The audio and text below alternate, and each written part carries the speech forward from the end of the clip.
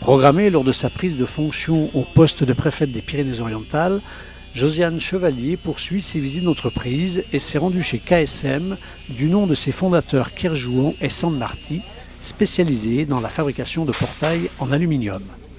Reconnu pour la qualité de ses produits et pour ses compétences en matière d'innovation, KSM se place aujourd'hui parmi les leaders du marché dans la fabrication de portails en aluminium soudés.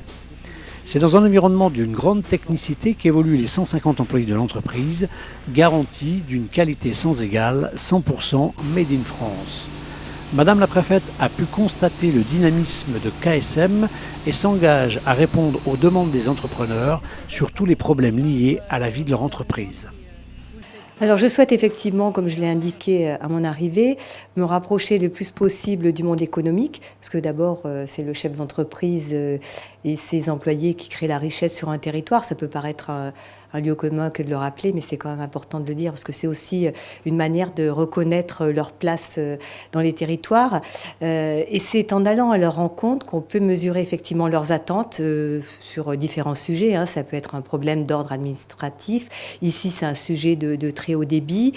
Ça peut être aussi des soucis passagers de trésorerie, des sujets d'investissement. Donc, c'est vraiment se rapprocher des chefs d'entreprise pour les écouter, les accompagner, ainsi qu'avec les élus, parce que parfois ça peut être un appui de la collectivité, et puis mesurer aussi très concrètement l'application des politiques gouvernementales au niveau économique. Donc là, avec le chef d'entreprise, nous avons parlé de l'utilisation du CICE, Crédit Impôt Compétitivité Emploi. Nous avons parlé contrat de génération.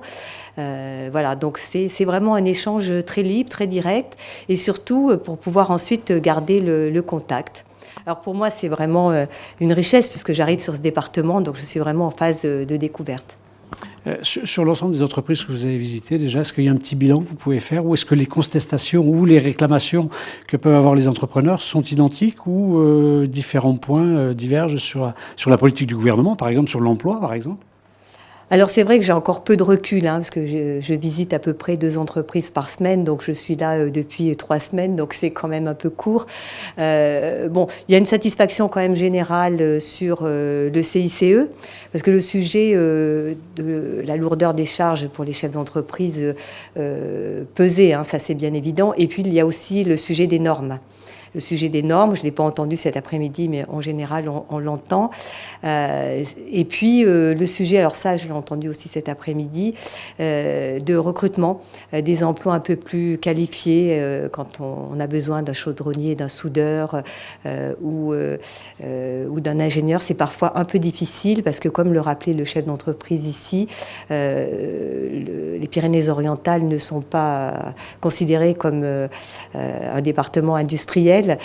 Du coup, l'outil de formation n'est pas adapté pour répondre aux besoins. Donc, c'est souvent l'entreprise elle-même qui doit former en interne. Mais là, c'est un investissement qui est au détriment de la force de production. Donc, il y a sans doute aussi à rapprocher la formation du monde de l'entreprise pour que si on veut que des industriels s'implantent ici, dans les Pyrénées-Orientales, il n'y a pas seulement le tourisme et le vin, et il y a aussi beaucoup d'autres choses et surtout une situation géographique privilégiée. Je crois qu'il faut qu'on incite les gens à venir et vraiment les accompagner. Je crois que c'est intéressant pour nous que les services de l'État puissent s'intéresser au milieu économique et en particulier au milieu industriel, quoi. On est dans un département effectivement qui manque de culture industrielle. Pour nous, c'est une reconnaissance aussi que la préfète aujourd'hui vienne nous rencontrer, nous écouter, qu'on puisse échanger. Et effectivement, on a pu échanger sur certaines données. On a par exemple sur Argelès des problèmes avec l'Internet.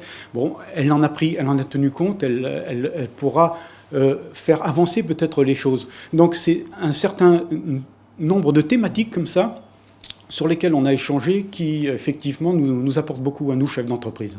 Et concernant l'emploi, puisque là aussi elle a évoqué la difficulté pour vous et pour les entreprises justement du milieu industriel de trouver des chaudronniers. On a pris l'exemple des chaudronniers, mais ça peut être aussi d'autres emplois qualifiés dans ce genre de métier. Et sur le département, il semblerait qu'il y ait une lacune là-dessus. Effectivement, dans le domaine de la formation, il y a des lacunes.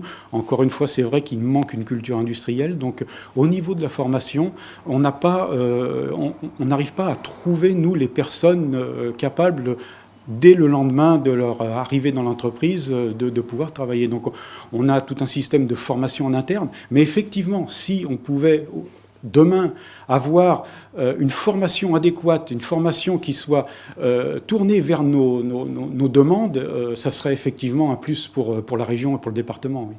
Alors concernant les charges sur les salaires, la charge d'emploi, est-ce que Madame la Préfète vous a déjà annoncé des modifications ou est-ce que déjà des nouveaux plans se mettent en place ? Alors à ce niveau-là, non, elle ne m'a rien annoncé cet après-midi, c'est pas un scoop que de le dire. On a parlé effectivement du CICE, qui est une bonne chose pour les entreprises. Je pense qu'il y a encore matière à aller plus loin dans ce domaine. Les salaires sont encore effectivement très chargés pour nous. Vous avez pu le constater lors de la visite, on est encore une entreprise, par exemple, qui emploie énormément de monde, où on a une forte valeur ajoutée sur la main-d'œuvre. Et effectivement, bien sûr, ça peut créer des disparités avec une concurrence espagnole ou portugaise. Alors parlons justement de la production et de vos ventes, puisque vous, essentiellement, vous travaillez sur le territoire national. Vous visez pas l'export ou c'est encore inaccessible pour vous ?